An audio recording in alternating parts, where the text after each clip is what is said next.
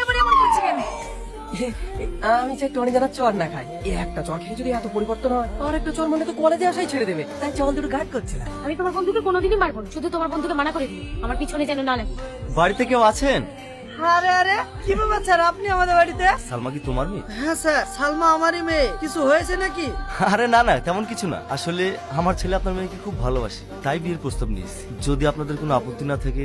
হ্যাঁ, আপত্তি কেন থাকবে? এ তো আমাদের সৌভাগ্য, আমার মেয়ে আপনার বাড়ি বৌমা হয়ে যাবে।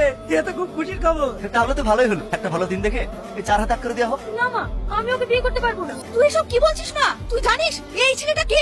আমার তো কিছু জানার দরকার নেই। আমি ওকে বিয়ে করবো না বলেছি। কিন্তু এত ভালো সম্বন্ধ আমরা কোনোদিনও পাবো না। তুই আর অমত করিস না মা, এ বিয়েতে রাজি হয়ে যা।